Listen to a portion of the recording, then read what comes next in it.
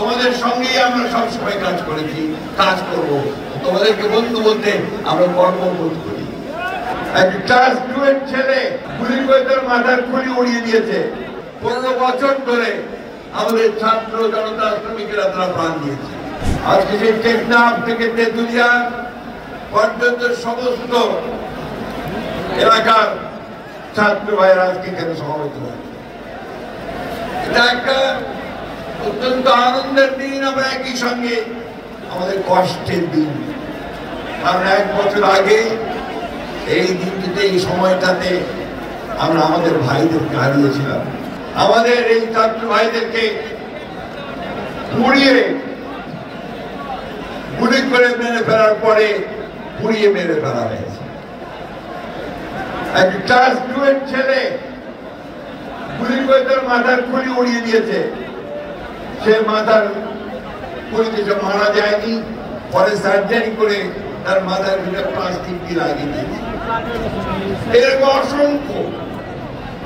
অসংখ্য ঘটনা আমাদের রংপুরের সাইড, চট্টগ্রামের ওয়াসিম থেকে শুরু করে শত শত হাজার ছাত্ররা প্রাণ দিয়েছে।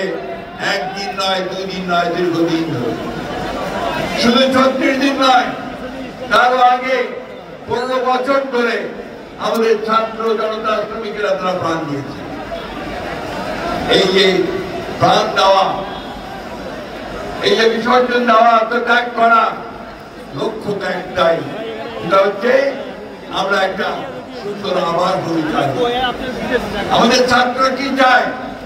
তারা পাস করে চাকরি পাবে, তারা পাস করে নিজেদের নিজে প্রতিষ্ঠিত করবে, বাবা মায়ের কষ্ট দুঃখ লাঘব করবে, এই জিনিসটাই চায়।